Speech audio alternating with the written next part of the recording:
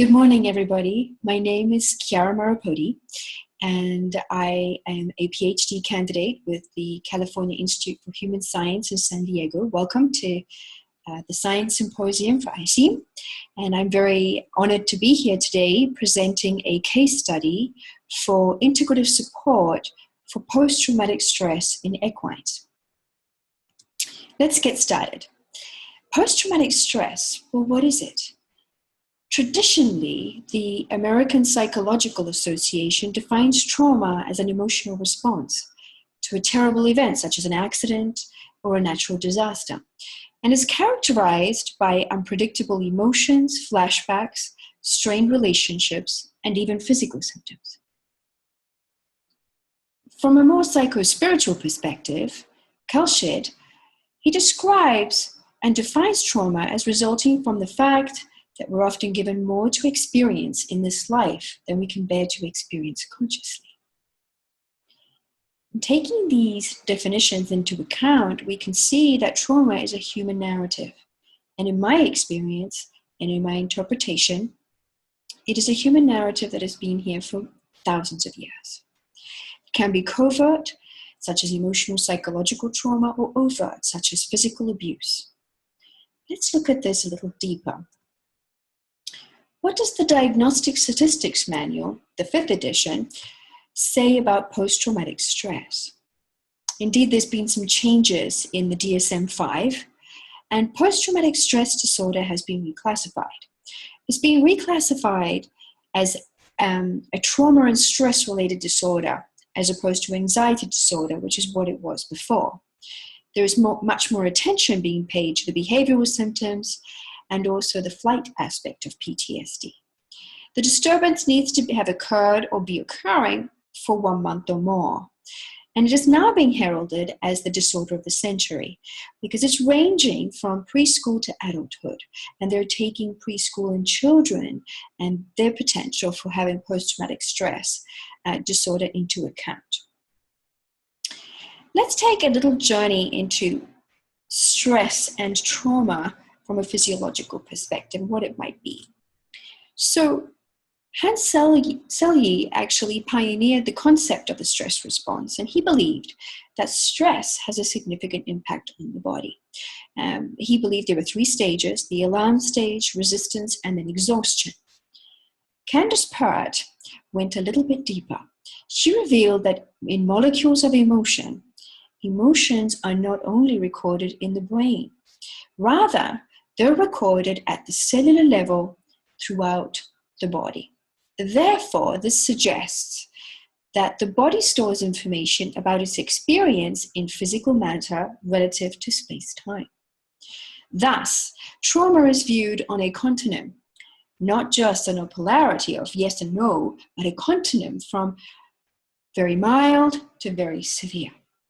And the effects of trauma result in dissociation, internalization, and or compartmentalization. Indeed, Herl suggests that dissociation is linked to attachment styles. And I'd love to go into that much further, but unfortunately we don't have much time, so I can't go into all the attachment styles, but we'll cover it and touch it very briefly. So let's have a look at that, because what this suggests is that the biopsychosocial affect linkage is there for trauma and post-traumatic stress. So this attachment style actually relates to affect regulation. And what is affect regulation? Is the ability of an infant to adapt to internal and external environments.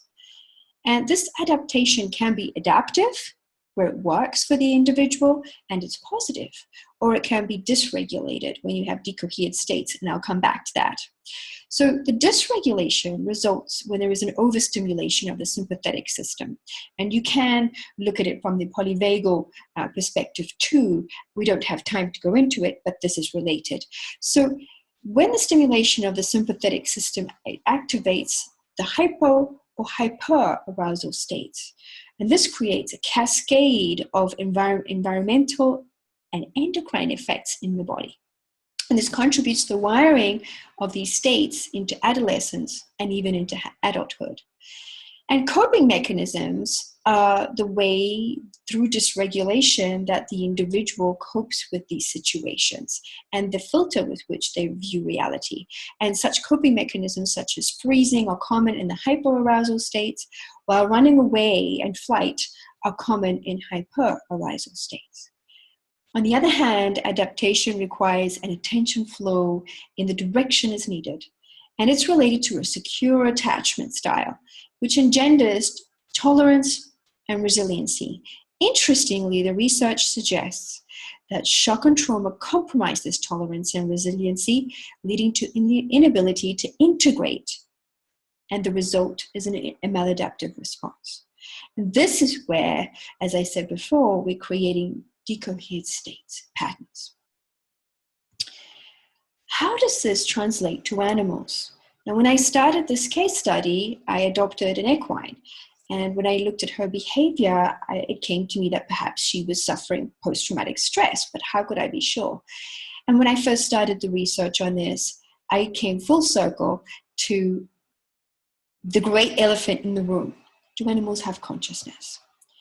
Well, in 2012, the Cambridge Declaration on Consciousness decreed that yes, animals do have the unique possession of neurological substrates that generate consciousness, even though science hasn't fully understood how consciousness, the root of consciousness, how it affects us, where it comes from, and how it actually is created.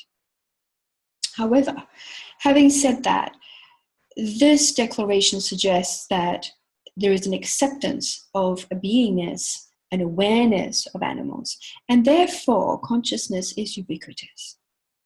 It shapes our reality and our experience bidirectionally. So the next question I had was, then why is the general worldview about animals remaining unchanged if this was decreed in 2012?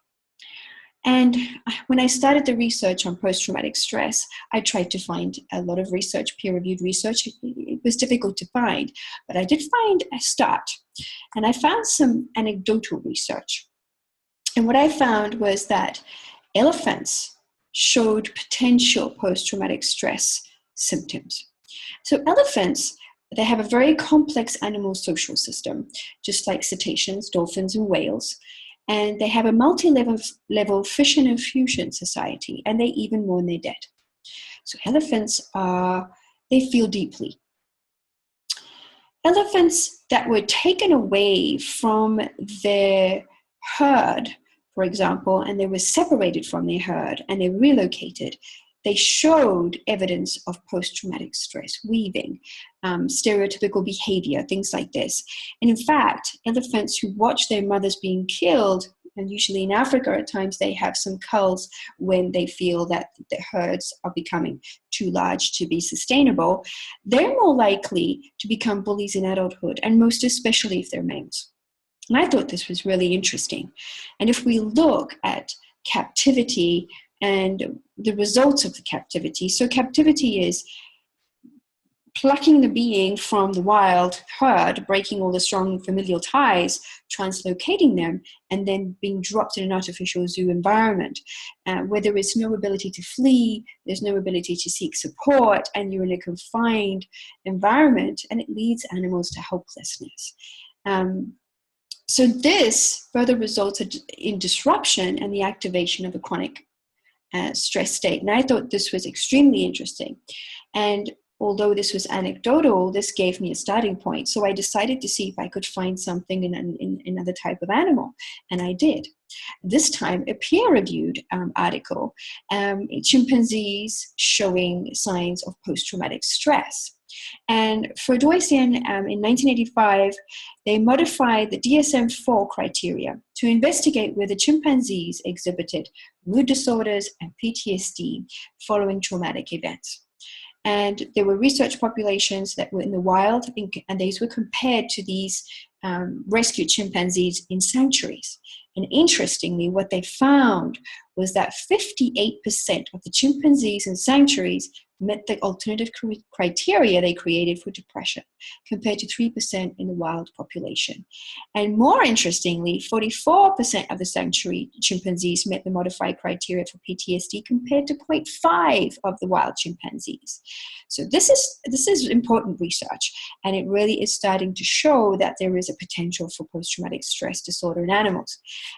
Interestingly, Lopresti, Goodman et al. In 2013 also found that after decades of being rescued from the trauma of the pet and the bushmeat trade, chimpanzees continued to exhibit stereotypical behavior. So it doesn't just go away.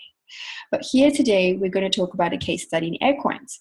So let's see, how does this translate to equines? Well, first of all, we have to look at the Equus Caballus mind. Basically, they have a life dedicated to foraging 24/7. Self-agency in terms of freedom of movement, up to 30 miles a day, while foraging, and cohabitation and herd conspecific interactions. Very important. And of course, reproduction. And once we've taken the Equus Caballus mind out of the wild and put them in domestication, this totally changes. So basically, they become helpless. They become dependent on the human. They're dependent on the human for food, which is not natural. It is to some degree, but they don't have weeds, they don't have nuts, they don't have all those things that they can forage for themselves. They're stationary mostly in this very small man-made barn cell. 12 by 12 is the norm. There's inadequate freedom of movement, there's no play, you can't roam, there's no foraging, and the exercise is basically regarded as riding, for example, or doing something with the owner of the animal. Conspecifics are locked in adjacent barn cells, and there is overcrowding relating to the amount of space that they're confined to.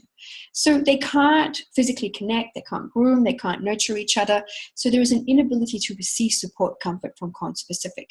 And then the artificial, there's an artificialness about reproduction, and it's also on the human schedule and for profit. So if we just have a look at this very briefly again, you can see that there is a stark difference between the two. And what are the effects of domestication? Well, you have stereotypical behavior, like we saw in the chimpanzees, and the weaving, pacing, cribbing, wood chewing, excessive biting. They had artificial fractionated connections.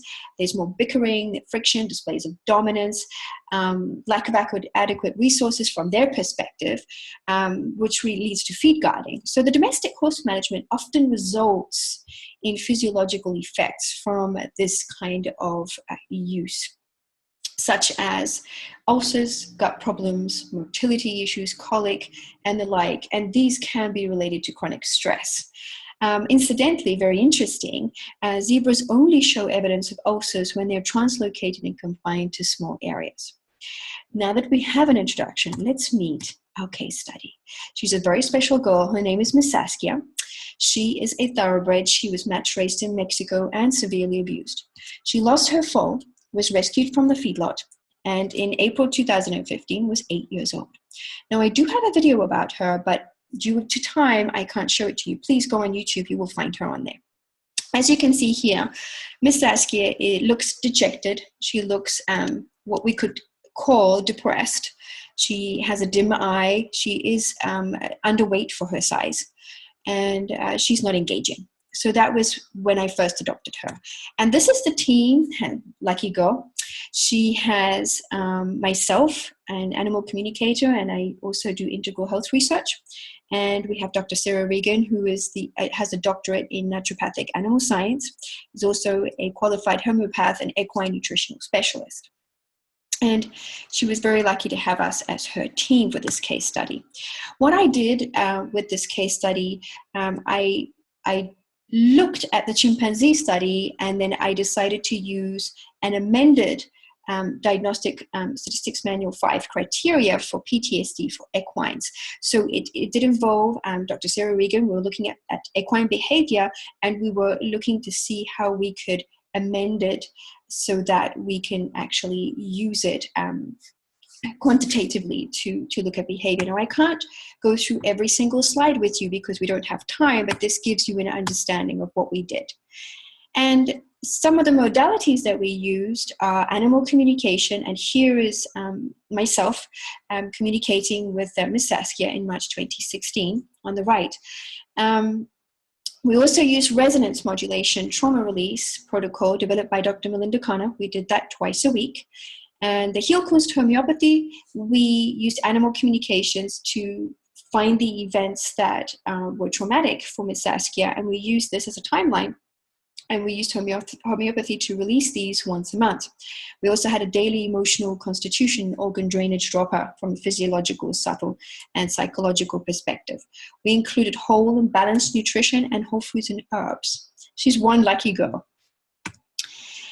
Here is giving you an understanding of, from a nutritional and herbal perspective, what we did and how often we did it. I'm not going to go through this in detail due to time, but if you would like a copy of these, please let me know. I can send this to you. And this is continuous. It's not something that has stopped since we started with Miss Saskia. So from pre-study qualitative observations, this is what we saw. There was a lot of stereotypical behavior, pacing, fence, running and weaving. She had very high anxiety, most especially 15 minutes before feed time, and it was difficult to regulate for her. She was fearful of going outside of her corral. It was overwhelmed. Within 10 minutes, we had to go back, and she would continuously call for her herd after a certain distance that we were away. She was not curious or exploratory. She was very fearful. And it was difficult for her to focus and engage when she was in a high state of anxiety. And what I've done here is I've given you an understanding of how I use my amended DSM-5 criteria for PTSD. And you can see on the left is the DSM-5 PTSD criteria and the amended criteria for the actual qualifications that we did in terms of the qualitative behavior that we noticed. So I wanted to show you that. After 6 months, the post-qualitative observations are, we moved her to a larger paddock. She has more space. She's got more freedom, less pacing, much calmer. She is building trust. She's focused and engaged in her activities. There's a diminished flight response. And in fact, if there is a flight response, she's able to self-regulate much easier. She leads very calmly and has the ability to be out for an hour and a half. The maximum we've been out is 2.5 hours. And interestingly, if I take her back within an hour of our walks, she actually shows a lot of resistance to go back into the paddock, which is great. She explores, she's curious, and even though she feels a bit of fear, she walks through it, which is amazing. So she's engaged even in the flight response, and that's a really big achievement for her from her perspective. I also included some health exams from a quantitative perspective. I got, in April 2015, upon adoption, I had a DVM have a look at her, and he told me she was in a catabolic state. And he recommended increase in protein, and we needed to increase her weight because she was underweight for her size. Over a year later, in June 2016, another DVM, they said that she was in perfect health. She was in anabolic state. She had gained mass and was holding it well, and there were no recommendations. She was healthy. So that was a very nice confirmation relating to her well-being and her improvements. But I think the greatest qualification that we can see is from Miss Saskia herself. Here she is in March 2016, a different horse. She actively seeks her calming remedies, chamomile, passion flower, rose hips. She actively engages in choosing her herbals, essential oils and homeopathics, palliatively, and she engages in preparation of her little vegetables and herbals. And what I mean by that is that she's always at the gate ready when I start preparing them, and she's pawing the ground, neighing and nickering. So she makes her presence known, especially telling me to hurry up. There is also a video here of Miss Saskia frolicking in her paddock in January 2016. I can't show it to you, but it's really sweet. She's playing with a conspecific next to her. But let's have a summary and have a look at this case study, what it might mean. So this case study provides preliminary evidence for the effectiveness of an integrative support. An integrative support for equine post-traumatic stress management. It shows that providing adequate space, freedom of choice, movement, the correct nutrition is paramount for animal health. However, it's not the full story. As we saw before, trauma is stored throughout the body at the cellular level. So what this case study suggests, and it's seminal work, which I'm really, really excited about, is that the combination of animal communication, resonance modulation, trauma release protocol, heel-cones homeopathy are key to identifying and releasing body-mind stored trauma. Implications? Well, the validity for post-traumatic stress in equines. There is no research on post-traumatic stress in equines, so this is a start. The validity for resonance modulation, the heel-cones and other modalities to support post-traumatic stress in equines. There is potential validation of the idea that animals have consciousness and are affected by their experiences. There may be a potential to change the view of equines, the view of the racing industry and welfare regulations. Could equine rights be a possibility? There is an organization that's actually working on non-human rights, and especially for chimpanzees, very interestingly. This project will continue to evolve and to grow, as it will be my PhD research project that I'm very excited about. And here is Miss Saskia herself, and that's us on the right, taking a selfie, and she likes to do that. She does that often. And there she is in her state of resistance, very calm, although very clearly not wanting to go back into the paddock. And that is her just a few weeks ago. In conclusion, let's have a look at the pre and post pictures as evidence of the change and transformation of this animal. Using the integrative support for post-traumatic stress. You can see here in April 2015, Miss Saskia is dejected. She looks what we could call depressed. She has a dim eye. Her ears are not in a happy state. They're not forward. And she's underweight. On the right, March 2016, is evidence of her being fully engaged. She has put on weight. She's glowing. She has a sparkle in her eye, and her ears are forward, and she is happy. So I want to thank you for allowing me to present this wonderful case study and this seminal work for post-traumatic stress in equines, and I wish you all a very good day.